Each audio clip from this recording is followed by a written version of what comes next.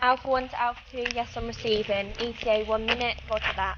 Now approaching Linnet Club. From this point on, the operation is live.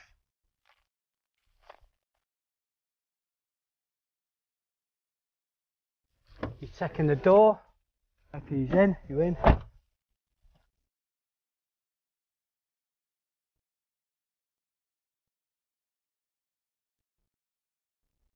He's not volunteered it yet. Now he has.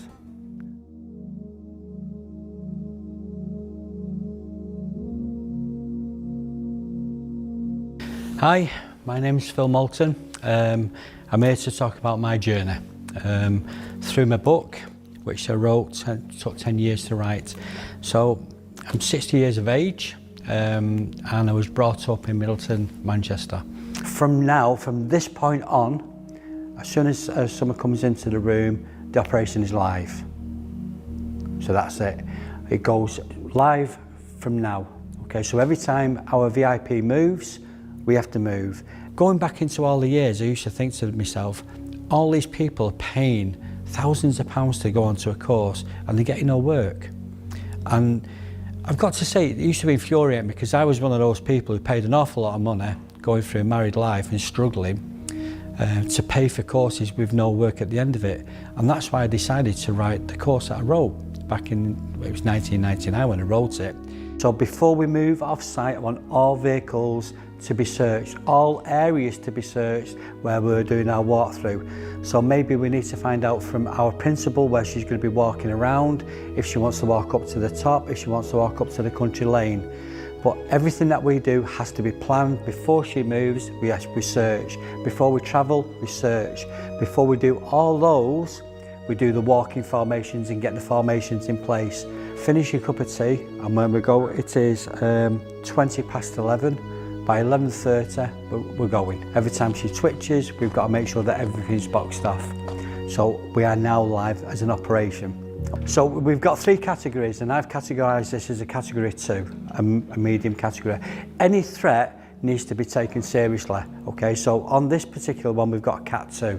Cat 1 is critical and severe. Cat 2 is severe and high. Okay, and then Cat 3 is basically high, I've got an interest of something. But every time that you've got a threat or you've received a threat, we must take that threat seriously. It's down to us to categorise it with the information that we get from the principal.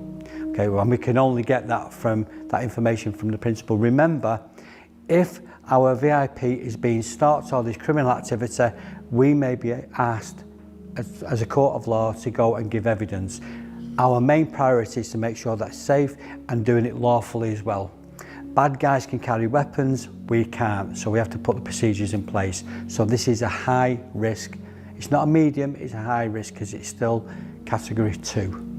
We got the course accredited in 2000 and it was accredited by the GMOCN, which is the National Open College Network. And from that point on, my company was then formed, Exclusafe. And then they started to teach people. The training courses got larger and larger. We got more recognition. As you can see, I brought a little wall over there with things that I've done. Okay, so today is going to be the finalisation of a course. We've got 2 students on. They're going to be completing an operation which has been put into place over the last 14-15 days. They have to complete 150 hours of direct training. And that training is both theory and practical. So they are now going to do an operational plan, put that plan into place and secure an actual VIP throughout. Okay, so you contacted us for basically the protection of yourself because you've received some threats. Can you explain what your threats are? How do you feel? On edge all the time. Okay. Do you know the person who's made the threats? My ex-partner. Okay, so what we're actually doing when we're profiling a person, what we're trying to establish is the principal has actually contacted us because there's a threat. Now, it's not always the way. It may be because of their image, it may be because of the status. Okay, so we built in a scenario where, and it is a scenario, someone is acting, so we have to build in and we have to extract that information, because what we want to try and do is establish who's making the threats, and eventually that case might even go to court, because you're building up a court case because it's a criminal activity, stalking a person. So it's getting that information from you so we can actually compile a risk assessment and a threat assessment. So there's two elements here. There's a threat assessment, which we need to know what the threat is to you, and the risk assessment is what we're working on to make sure that everyone's safe around us. So the aim of the 7 Ps is basically to get as much information out of the VIP as possible. You're not going to get everything. We're going to be looking at the public side, but also we're going to be looking at the private side. People won't divulge information until they build up that trust. So we have to build up the trust with the VIP to make sure that they feel comfortable and they can share information which is quite sensitive sometimes as well, about private family life, about their own private family life as well. Okay, so I'm John Cornelly. My experience over 40 years is in aviation security and counter-terrorism.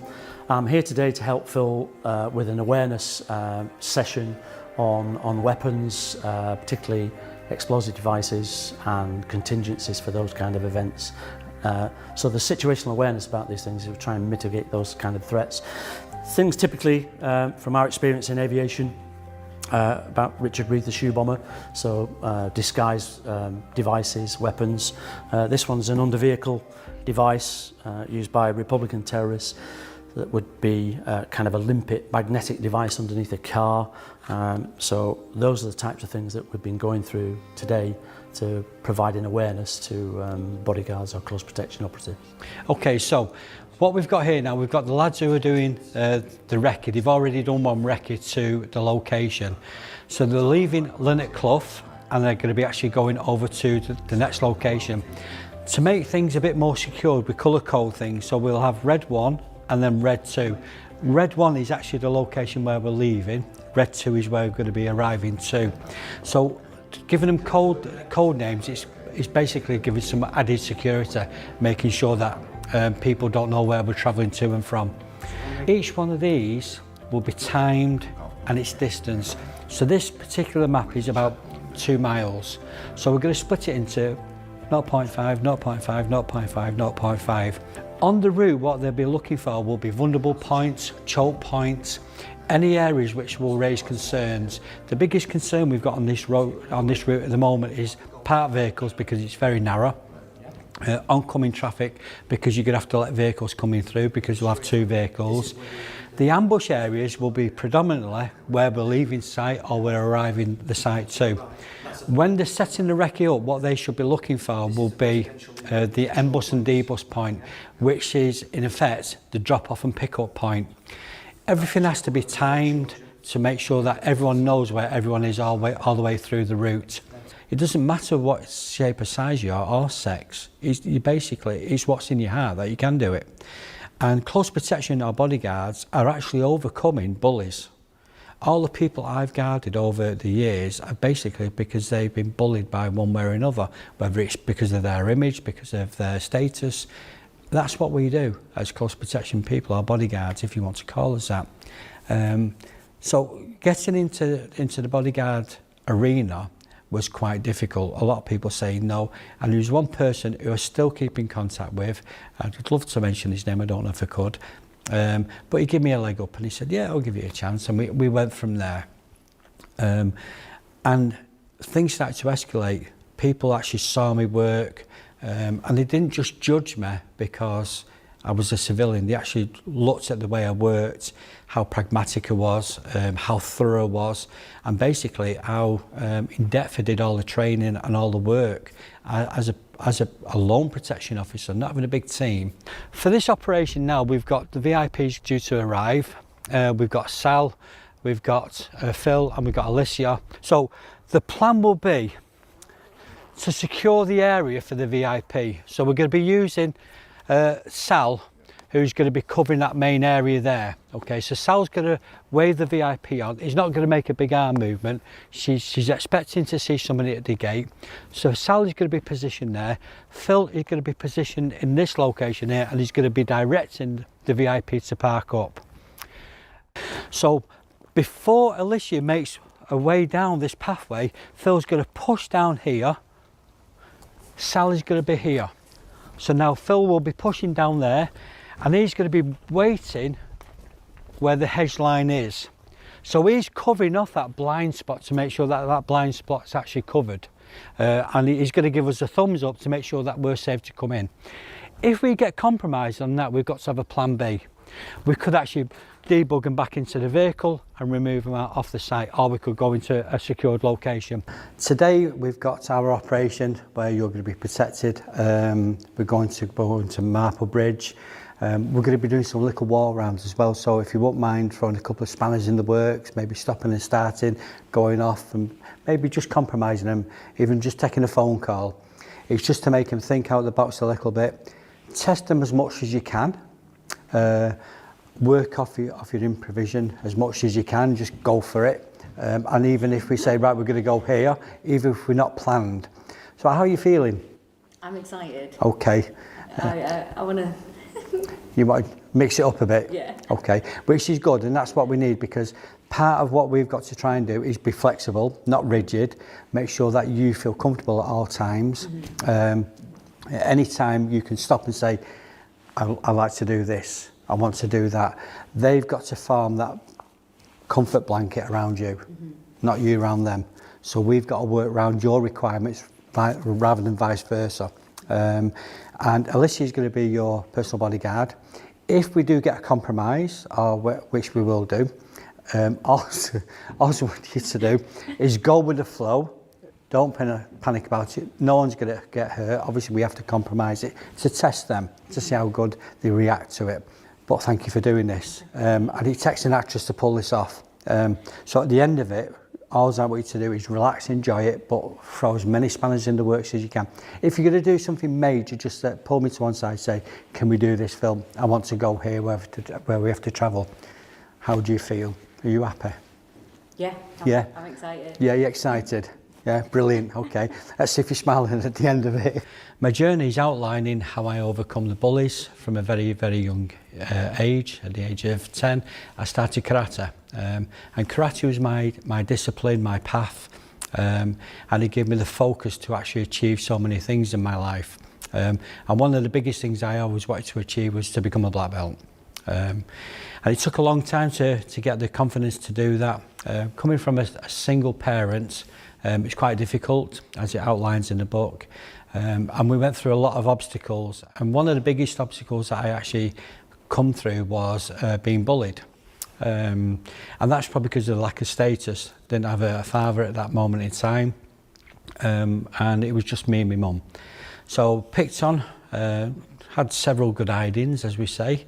And then I found karate, and I found karate through a book, strangely enough, back in 1970, and I started learning from this book how to do karate, put my feet there, and then basically how I decided then I wanted to do karate.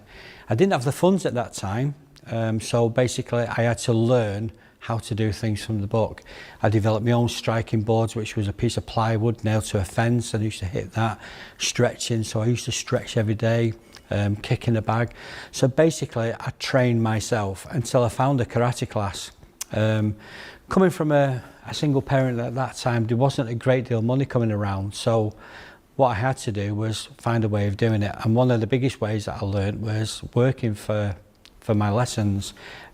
Hated school with a passion, never went to school, and it was my karate instructors who actually said to me, well, if you don't go to school, we're going to stop you from doing karate. So we're on this floor now, which is a nice wooden floor, and it does actually bring back memories to the floor that we used to train on. So we'd have to clean the floor and strip the varnish off to get the lessons. And that gave me the discipline, and it gave me some type of focus, because it would have been so easy for me to slip off the other side and gone the wrong way. So karate has basically given me this discipline where I am now. The aim, to be a black belt. In 1982, after a lot of people saying, you'll never get it, and even some of the people who were close friends saying, you'll never get it, out of a group of people, I was probably one of the highest grades in that group of gaining the black belt back in 1982. And to me, I thought the world would open when I got my black belt, but that's when it started to evolve. I started to learn really about the martial arts and about karate. So that that focus I had come from a discipline, and I've competed at every single level. Before I was a black belt, I was competing on the SKU England squad. That's from 80 to 84, and that was under Stan Knighton, who was a massive fella, not just in size, but a huge presence, lots of respect for him. Roy Stanhope, who was head of the SKU, he was a dynamic person, and we had a lot of respect for him because he had so much charisma, fantastic karateka. And so it was trying to be aspired to these people where you could think, wow, one day I'd love to be like Roy Stanhope as a fifth dan, or Stan Knighton as a fifth dan. And 50 years on, 2013, I become an eighth dan. So in between that journey, I've done so many things through my karate journey, shall we say. In 1996, I won the World Open All Styles Karate Championship, and that was a lot of people saying, "Oh, you'll never achieve anything." So for me to achieve that was quite a coup, really. European Championships, fought in America, fought all around the world, really, doing kumite, kata. But the more important thing, what I've enjoyed through my career, will be teaching people who were bullied. As I say, the book is about me being bullied. So when people said Phil Moulton, the bodyguard, it's not just about a person who's become a bodyguard, and I have done the job, it's all verified, etc. But it's how I've come from nothing, I suffered the bullies, and then gone from there, not proving the bullies wrong, but proving them that I can do it myself. A lot of naysayers out there, and I've picked that word up from Arnold Schwarzenegger, believe it or not, because he uses that quite regular. And it's inspiring people to say, people can say, no, you can't do it, but you've got to believe in yourself. When you go on a mat and you're competing against people that you've never met before, and to switch on and switch off and compete and fight, and because that's basically what you're doing, you're fighting a person that you don't even know. So it's competing at that, but you've got to have that tunnel vision and that focus has come from the discipline of martial arts. For somebody who was constantly being told, you'll never achieve anything, to something like me, where I've actually achieved so many things in my life. So the martial arts has led me to where I am as a close protection person or a bodyguard. Okay, so the plan today will be, obviously we've just had a brief undertaking of what we're going to be doing today. So we're going to be doing a couple of walk rounds. The walking formations are vitally important. Before we move off site, the vehicle has to be searched. So before we touch the door, we're looking at the door handle, making sure the door handle has not been compromised. I'm going to do it quick so we can get out and get this operation done. So we're checking on here, checking on there, looking for anything that doesn't sit right. Again, remember, doesn't sit right. People need time and opportunity to plant something. So we're now going to crack the door. So you're going to be my eyes. Let's see. I can't see anything behind the door handles. It doesn't look as though it's been compromised. It doesn't look as though it's been tampered with. I can't see any wires around here. Can't see any flashing lights. I can't see anything unnormal. Okay, so you're not putting your weight on it. You're not leaning on it. All you're doing is you're putting your knee to it. You're putting your hand in and you're putting your hand on there. So you're not pressurising it. You're taking the weight. Still final check. For somebody to put something as integral as intricate into there, is going to take an awful lot of time. Okay, but still check. Boom. Now we're basically committed. Pop the door to there. You don't put your fingers in. All you're doing is you're taking the weight. What you would be looking for as an op, you're looking to make sure that you can see daylight without any obstructions like wires, anything bleeping. Somebody could put something in their remote control, set it off, and you're done. Okay, this is just an exercise to get used to doing good practice. Interior lights have come on. What is an interior light? It's a power source. That could have initiated an IED. So somebody puts an IED inside there, wires it up to the interior light, you open the door, that initiates a circuit, that completes the circuit which sets off the IED. So your thing is to control the extremities to make sure that we don't get compromised, and you will get compromised. Okay? You're going to secure this location. Okay? Scrub up, we're done.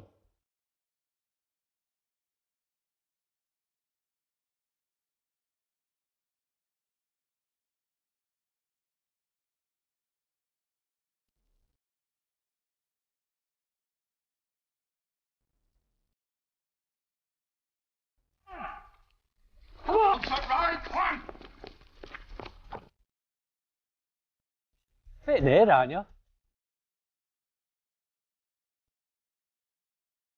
Hey? Just move over there, please.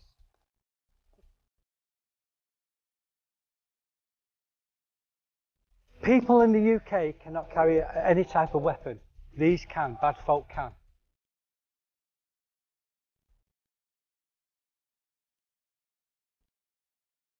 So we've got to think, right, what can we do? If he's got a blade, he's not volunteered it yet. There, this way, good. So you're going to use that shoulder to go forward. Now he has. Okay? What would your reactions be?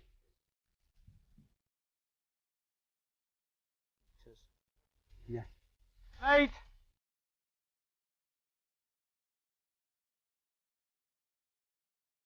Alpha 1, just push forward, make sure you're clear at the back. You've got a couple of vehicles on. So what we're actually doing now, we've got a lead car in front of us. We've got the team leader and the security team in front of us. They're clearing the route for us and basically giving us clearance. So all the way through the route, we would have checkpoints to make sure that those checkpoints are cleared. We also have what we call vulnerable points. So each vulnerable point is like this place, which is a choke point where we could get T-barred or we could get compromised. We've got a compromise here, we've got a motorcyclist coming down here. Slowing down, pushing forwards. Received. So on the routes, each route would be colour coded, it would be timed, and basically every stage of the way we would know where we would be without giving the location away too much. So basically what we've done, we've pulled up at the vehicle, we're going to be doing a D-bus. Alicia, who's a bodyguard, she's going to be getting a VIP out. In normal reactions, we would have one of the VIP protection team at the front, one at the back and one on the roadside. Well, they won't be on the roadside, they'll be basically as secured as possible to make sure that the integrity of the back is secured. Okay, so Alicia would get the VIP out and we would have people in place already, and then from there we would just do the walking drill. So that's what we're aiming for. And then as we walk in, we just walk in as a triangle. Okay, and Phil, you cover there.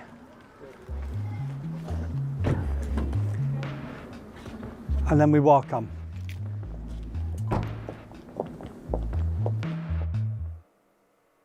The final exercise was today. We had Friday, Saturday and Sunday, the big build-up. Saturday was basically just getting embedded in so they understood what they were doing. And Sunday was the final operation.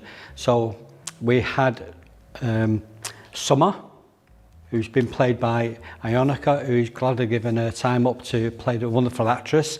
And it's basically put a lot of pressure on the students, so they've had to really look after a VIP. Now remember, this is a close protection course where people are building towards a level. Okay, so they've had a scenario to work to and now they've got a VIP. So Ionica, thank you very much. How did you enjoy the course? It just really interesting. I do this as a job and I do get to go to film premieres, and it's really interesting to see actually how much training that they have to do in order to work on events like that. And it's just insane, the amount of work and just how much they have to think about.